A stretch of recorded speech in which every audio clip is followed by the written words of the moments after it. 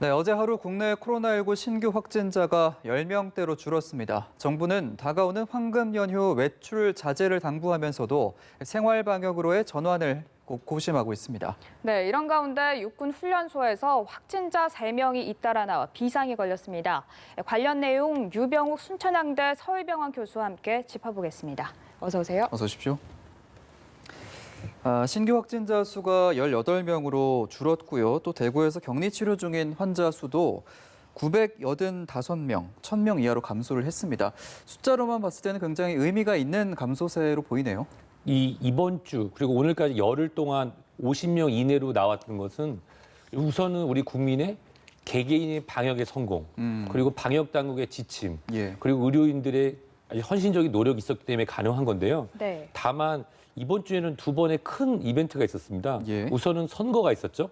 그리고 일요일에는 부활절 행사가 있었습니다. 그랬습니다. 따라서 우리가 모르는 접촉이 있었을 가능성이 두 차례 크게 있었기 때문에 이번 주나 다음 주 초에 아마 들으시면서 좀 피로감을 느끼실 수 있겠지만 호흡기 증상이 있으시다고 하면 바로 병원에 방문하지 마시고 1339나 지역번호 129 또는 지역보건소에 방문하셔서 본인의 호흡기 증상에 대해서 바로 검진을 받는 것이 또 다른 시작을 막는 그런 것이라고 말씀드리고 싶습니다.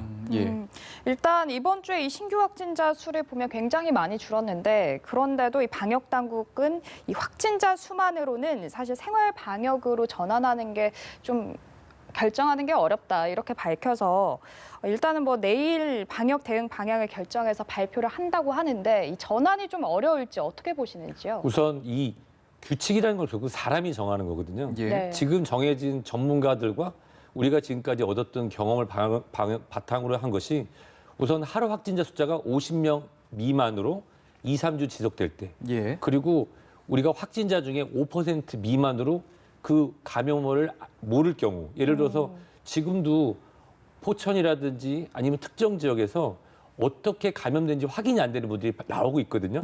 그리고 이제 집단 감염, 아까도 설명해 주셨지만 대구 경북 지역에 있는 모 병원에서 또 2명, 3명씩 집단으로 발병을 하고 육군 훈련소에서도 집단 발병하고 있기 때문에 그런 이유를 모르는 곳, 그다음에 집단 발병이 나타나고 있는 그런 규칙을 보다 보면은 아직 50명 미만이지만 생활 방역으로 바로 전환하기에는 어려운 점이 있어 보입니다. 어쨌든 지금 수치만 봤을 때 계속해서 줄어들고 있기 때문에 지금 딱 이 시기에 관리를 하는 게 더 중요할 것 같은데 이제 다음 주, 다다음 주 보면은 4월 말부터 5월 초에서 뭐 석가탄신일, 뭐 근로자, 노동자의 날 해가지고 토요일, 일요일까지 휴일이 몰려 있잖아요. 이때 여행을 사실 세우는 분들이 날씨도 좋고 해서 많을 것 같은데 이 부분에 있어서 일단 정세균 총리는 좀 여행 계획을 세우고 있다면 좀 자제해 줄 걸 당부한다 이런 이야기도 했는데 어쨌든 저희가 언젠가는 일상으로 좀 복귀를 해야 하기 때문에 이게 언제쯤 또 가능할지 어떻게 해야 가능할지도 궁금해요. 저희 스스로도 딜레마고 방역 당국이나 또 교육부에서도 굉장히 고민하는 부분이 바로 이거라고 생각합니다. 예를 들어서 지금 온라인 계약을 하고 있지만 실질적으로 대면 수업이 진행하는 시점을 언제로 잡느냐에 따라서 방금 말씀하신 이 긴 연휴에 대규모의 인구 이동이 있을 가능성이 있거든요. 그래서 만약에 대면 강의 또는 대면 수업이 진행되는 것이 긴 휴가 전에 해도 된다라고 하면은 국민들은 그것을 생활 방역으로의 전환 또는 일상으로의 전환으로 이해를 해서 아마 많은 분들이 이동할 거로 생각이 됩니다. 근데 문제는 뭐냐면 이 연결고리가 없는 집단 발병 또는 확진자가 나오는 지역이 있다는 것은 그것이 젊은 분들은 증상이 없는 상태에서도 발병돼서 갖고 있을 가능성이 있거든요.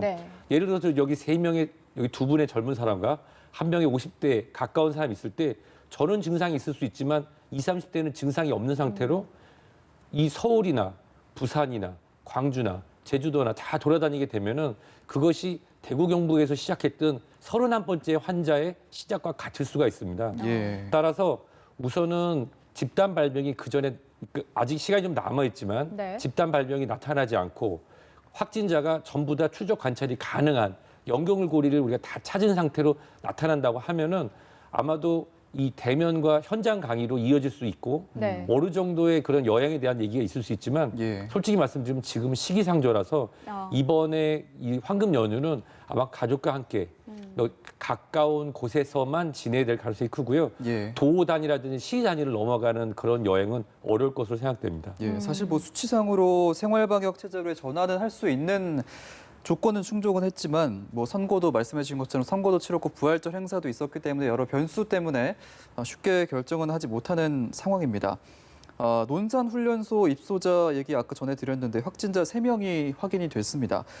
사실 이제 군부대 같은 경우에는 단체 생활을 하기 때문에 확산 우려가 좀 나올 것 같은데 어떻게 보고 계시나요? 맞습니다. 그래서 군에 입소하게 되면은 이 A형 감염이라든지 수막군 예방 접종을 국가에서 방역 차원에서 진행을 하고 있죠.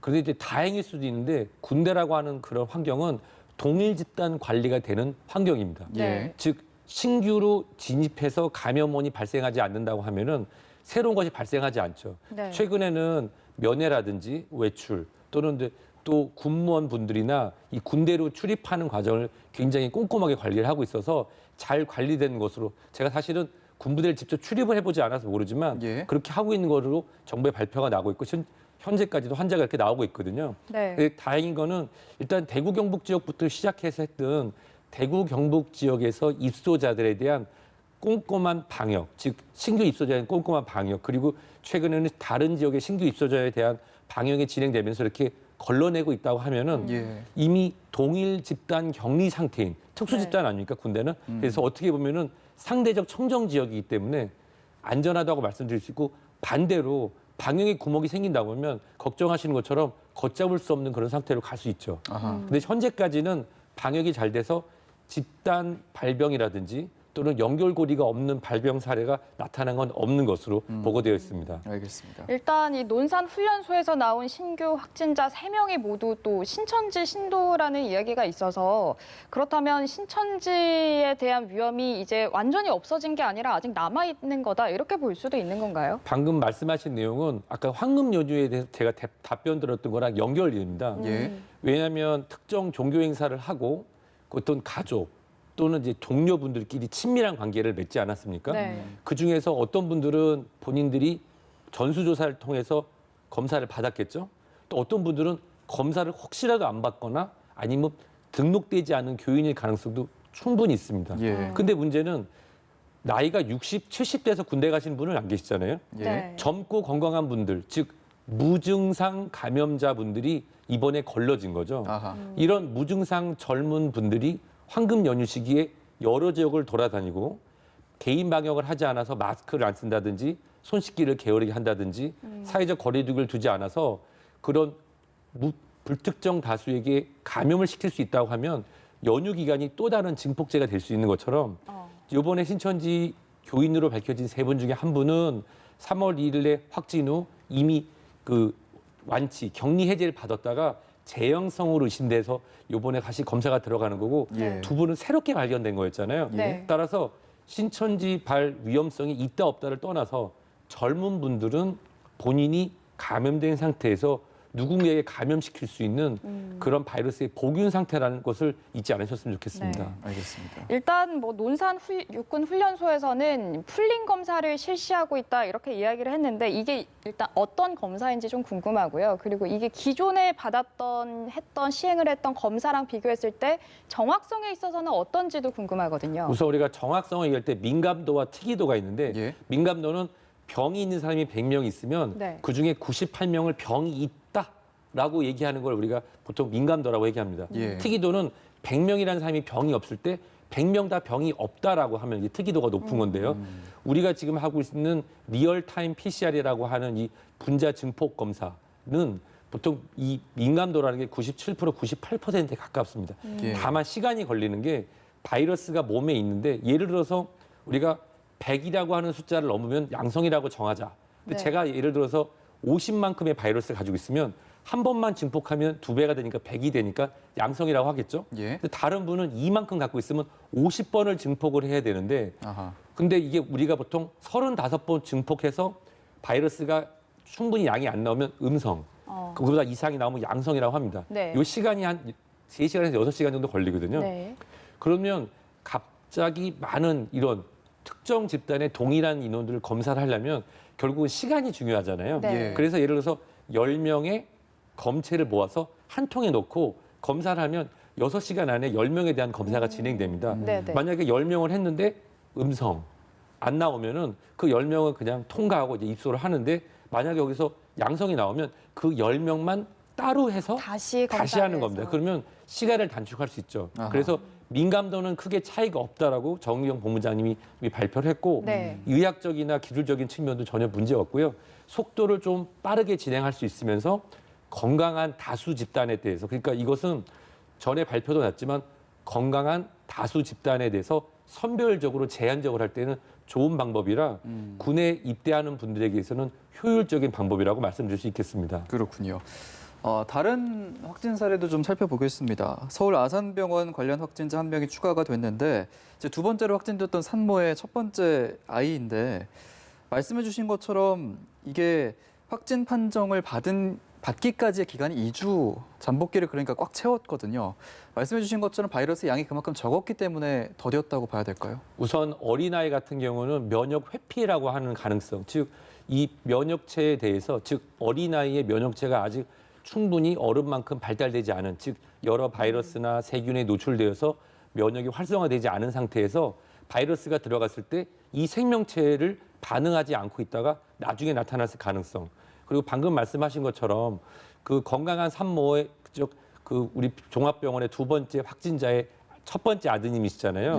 이분도 같은 경우에 이 어린아이가 어머니를 통해서 바이러스가 노출됐을 때 양이 아주 미미한 상태여서 격리 해제를 위한 마지막 검사를 시행했을 때 아까 말씀대로 35번째에 나왔을 가능성도 있는 겁니다. 아하. 예를 들어서 정말 그 대구 경북 지역이 폭발적으로 나타났던 거는 바이러스에 노출된 사람들이 여러 번 접촉하고 밀도 있는 상황에서 폭발적으로 또 여러 지역으로 퍼지고 그 또 여러 예배를 통해서 계속 확산되면 한 번에 바이러스를 많이 노출되게 돼서 그 노출된 바이러스가 세균에서 활성이 되면서 병적 상태를 이르기가 좋거든요. 하지만 아주 미미한 상태로 바이러스에 노출됐다고 하면 증상이 없고 이제 첫 번째, 그다음에 이번에 두 번째가 어머니였고 아직 격리 해제를 위해서 13일, 14일째 검사했던 것에서 미미하게 양성이 나왔을 가능성이 있으니까 이걸로 다른 확산을 얘기하기보다는 바이러스에 노출되었다. 하지만 양성이기 때문에 또 다른 격리 기간을 둬야 된다라고 그렇게 해석하시면 좋을 것 같습니다. 알겠습니다. 곳곳에서 확진자가 이렇게 조금씩 나오고 있는데 다시 다른 곳을 보면 대구에 있는 제2미주병원에서는 지금 현재 동일 집단 격리 중인데 이곳에서 확진자가 2명이 추가로 나와가지고 이 안에서 교차 감염이 일어났을 가능성도 지금 현재 제기가 되고 있는데 이런 곳에서의 확산이나 추가 감염도 방지하는 게 굉장히 중요할 것 같거든요. 맞습니다. 근데 저는 일단 기본적으로 제가 이 제2미주병원이라는 곳을 가보지 않았고 현재 그 병상 상태를 보지 않았기 때문에 함부로 평가하기는 어렵습니다만은 일반적으로 우리가 메르스 코로나 바이러스 사태 이전에는 병실이 좀 과밀하고 병상이 가까웠는데요. 이 보건복지부라든지 병원협회 등에서는 같은 병실 내에서 이 침례수를 줄이고 칸막이를 한다든지 병실 안에 침대 간의 거리를 두는 등 그런 방책이 마련돼 있습니다. 근데 지금 이 제2미주병원이라는 곳에서 환자가 발생했을 때 그 층을 통째로 봉쇄를 하고 진행을 했잖아요. 두 가지 가능성이 있죠. 우선은 말씀하신 대로 교차 감염. 그러면 안 되겠지만 환자분들이나 거기 있는 의료진들이 어떠한 방역 수칙을 충분히 지키지 않아서 감염이 이루어졌을 가능성. 두 번째는 이미 동일 격리를 들어가기 전에 노출됐던 것이 나중에 나타날 가능성이 있습니다. 이것은 환자분이 중증으로 진행되지 않았다고 하면은 과거에 노출됐던 것이 이번에 양성으로 나온 거고요. 정말 환자분이 중증이라고 해서 다른 치료실로 이송했다고 하면은 그런 경우에는 방역 당국이나 병원 자체 내에서 이 시설 점검 또는 환자나 의료진에 대한 방역에 대한 방법을 다시 한번 확인할 필요가 있겠습니다. 알겠습니다. 아까 전에 논산훈련소 저희 얘기하면서 재양성자에 대한 얘기해 주셨는데 지금 이슈가 되고 있는 게 바로 이 부분입니다. 하루 만에 10명이 늘어나서 전국적으로 지금 173명의 재양성자가 있는데요. 일단 지금 재양성자의 검체를 조사했을 때는 2차 감염으로는 이어진 사례는 아직 없거든요. 그런데 지금 이 가능성을 아예 없다고 볼 수는 없을 것 같은데 어떻게 보고 계신지? 저는 감히 말씀드리면 아예 없습니다. 아, 그런가요? 왜냐하면 이 바이러스의 특징이 있는데요. 바이러스는 생물이 아닙니다. 왜냐하면 우리가 살아있다고 정의하려면 세포벽과 세포를 가지고 있어야 되는데 바이러스는 비리온 상태로 있다가 세포에 들어가면 그때 비로소 복제를 시작합니다. 예. 그런데 우리가 지금 이 리얼타임 PCR이라고 하는 대한민국, 물론 전 세계적으로 다 잘하고 있지만 굉장히 정확하고 끈기 있게 검사를 하시는 편이거든요. 즉 예. 이것이 활성이 되지 않는 바이러스인 경우에도 우리가 있다라고 검체를 볼 수가 있습니다. 근데 여기서 하나 궁금한 게 왜 재활성 또는 재양성자가 늘어나고 있냐고 시청자 여러분이 궁금하시고 걱정하실 텐데요. 이것은 일주일, 열흘 전에 뉴스를 한번 잘 기억해 보시면 대구 경북 지역에서 우리가 음성 판정, 격리 해제를 받았지만 고위험군이나 단체 생활 하셨던 분들은 전수조사 하겠다라고 해서 진행되고 있으면서 나타나는 겁니다. 즉, 예. 그중에서 혹시라도 양성이, 재양성이 나오고 기저질환이나 또는 그 기저질환 상관없이 폐나 호흡기에 질환이 있는 분들을 찾아서 치명률을 낮추기 위한 방역 당국의 그런 것 중에 나오는 보고입니다. 우선적으로는 재양성 또는 재확진이라는 과정을 해서 나오는 바이러스인 경우에는 누구에게 감염시키기에는 굉장히 양이 미미하거나 또는 우리가 활동하지 않은 바이러스의 흔적이 증폭되어서 양성으로 확인되는 거라 이렇게 이해하시면 좋겠습니다. 그러니까 선제적인 조치함에 따라서 나오는 결과라는 말씀이시죠? 그렇습니다. 이분들은 이미 검사를 받았고요.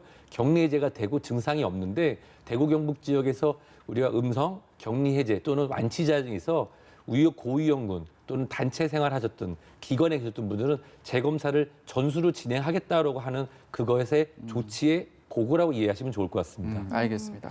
전 세계에서 많은 사람들이 지금 제일 관심을 가지고 있는 게 바로 치료제일 텐데요. 지금 외신을 보면 에볼라 치료제인 그 렘데시비르가 이 코로나19 치료에 효과를 보였다 이런 외신 보도가 있어서 뭐 우리 보건당국은 아직 이렇게 확정하기는 어렵다라고 이야기를 했는데 여기에 대해서는 어떻게 보시는지요? 제가 시청자 여러분들을 자주 뵐 기회에서 설명드릴 때 예. 하는 일이 있습니다. 혈압약에 관련된 건데요. 예를 들어서 어떤 성분이 혈압을 떨어뜨려 준다라고 이 가정을 해서 얘를 우리가 유효 후보 물질을 정합니다.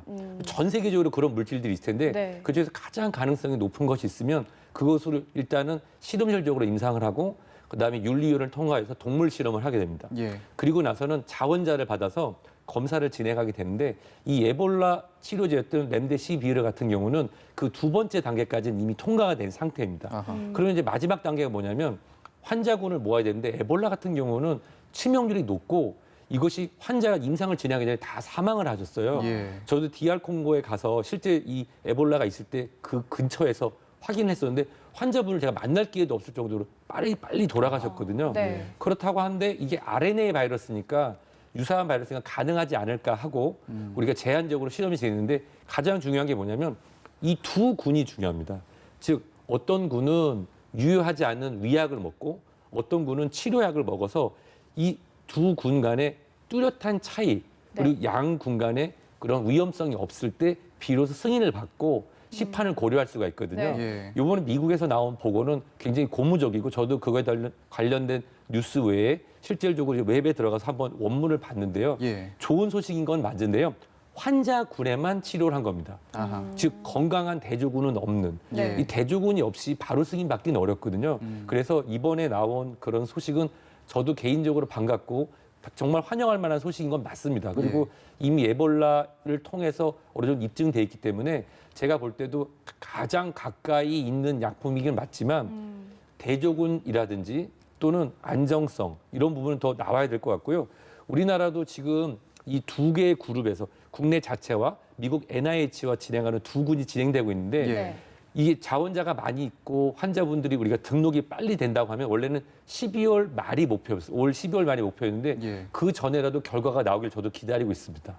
그러면 상용화는 한 12월 말쯤에 가능할 수도 있다 이렇게 보시는 건가요? 그 원래 이 환자를 모집하는 데 있어서 내가 코로나19 감염 환자인데 이거를 먹고 나를 위해서 또 다른 사람을 위해서 자원하는 분들이 있어야 될 것 같고요. 네. 그 숫자가 충분히 모여서 위약과 그다음 치료군으로 나눠서 나오는데 그것이 시간이 당겨질 수 있습니다. 근데 그것을 바탕으로 최종 안전 임상을 또 들어가야 네. 그때부터 최종 시판이 되는데 가장 중요한 거는 다기관, 즉 여러 기관 하면서 여러 나라에서 동시 승인됐을 때 예. 대한민국 식약처도 거기에 대한 승인을 고려할 수 있을 것 같아서요. 올해 안에는 제 개인적으로는 어려울 것 같습니다.